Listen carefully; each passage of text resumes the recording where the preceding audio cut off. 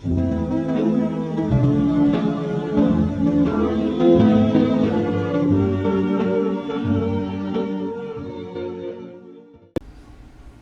everyone, welcome to the Retro Horror Academy. My name is Daniel Richardson, and tonight we're going to be looking at the year in horror, 1947. And I ain't gonna lie, there ain't a whole lot going on because there were no horror films released in 1947. However, we do have, that's not going to stop us, we do have 4 inductees going into the Horror Hall of Fame. So let's look at the year, if we may. We have come to the end of the second Universal horror cycle, and coincidentally, also just the horror cycle in general. Movies are done, these horror films, no one's making them anymore. We kind of touched on a theory a couple episodes back. It's the end of the war, and, all soldiers who come back, they've seen some horrific stuff, and they don't want to see more macabre. They don't want to see anything more, scary stuff. They want to see, fantasy and lighthearted fare. And so, there's an uptick in fantasy and musicals, and what have you. So, right now, studios are just re-releasing old horror films. So nothing new is getting made right now. So that's where we're at right now. So unfortunately, for the next few years, it's going to be very light. However, on this channel, we will be keeping the doors to the Horror Hall of Fame open, and we'll be making these inductions. So we have 4 inductees going into the Horror Hall of Fame. So let's kick things off. We're going to start it off with Cedric Hardwicke, British actor. This guy starts off on the stage, as so many of these actors have before. He was known to be a great Shakespearean actor. And, if I'm not mistaken, I believe he may be the first horror Hall of Famer who's also been knighted. He was Sir Cedric Hardwicke. This guy is known on this channel for The Ghoul, The Invisible Man Returns, The Ghost of Frankenstein, and The Picture of Dorian Gray.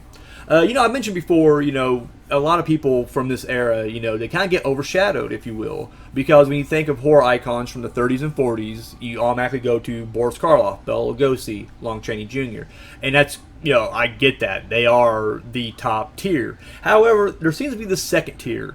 Your George Zuccos, Lionel Atwills, and your Cedric Hardwicks. And, Cedric Hardwicke, is one of those guys, he always carried himself, even on screen, with like this air of dignity.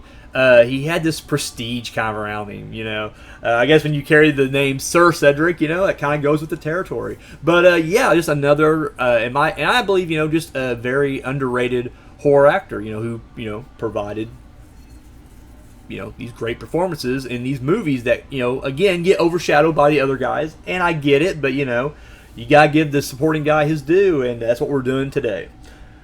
Up next, Frederick March. This is an American actor, winner of 2 Academy Awards and a Golden Globe. Not a whole lot of horror guys doing that.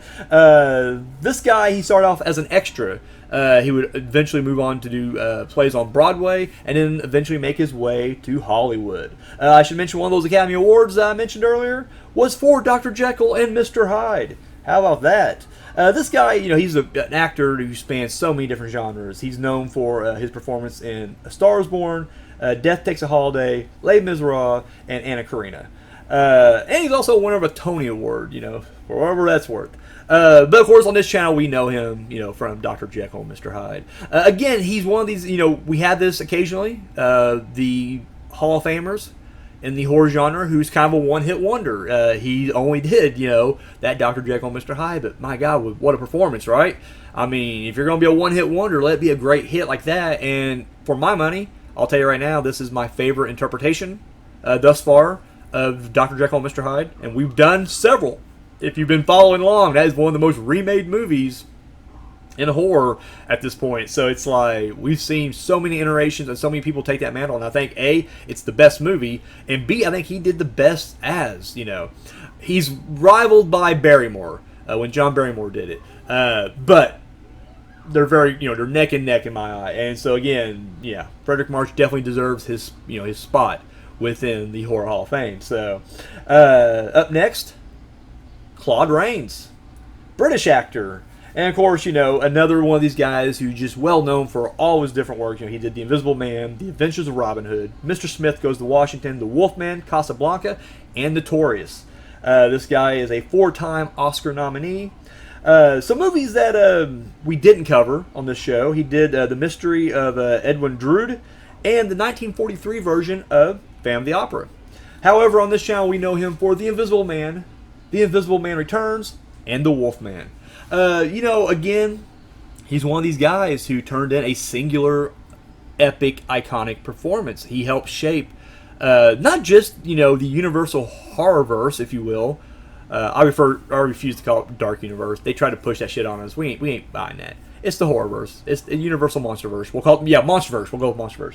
But he helped shape what the Invisible Man is, and even the performances of later people. Because again, you know, it was played. You know, it wasn't a different actor. It was always a different character. It was always a different iteration of the Invisible Man. But they can all be traced back to his performance in the original. So for that alone, you know, for shaping such an iconic character in that monsterverse, yeah, he definitely, you know, deserves his spot among the greats. And finally, we have Fay Wray, Canadian actress, obviously best known for King Kong. However, it's funny that, you know, she really gained her recognition for her horror films. Considered one of the earliest scream queens, and as far as I can tell, I think to me she is the first one. But you know, I could be wrong. If I am, please let me know. But here at the Academy, we think that, yeah, she may be the first scream queen. And of course, you know, she began her acting as early as a teen.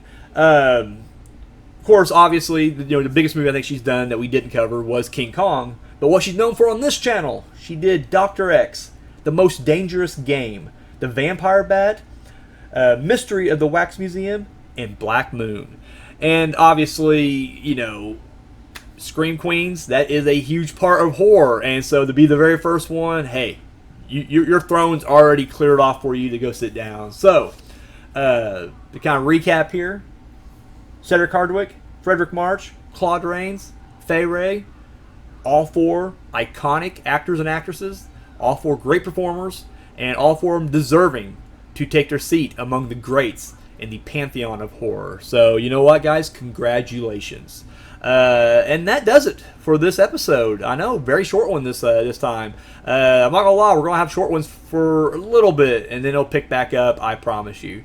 So that was the Year in Horror 1947. On behalf of the Retro Horror Academy, my name is Daniel Richardson, and you're dismissed.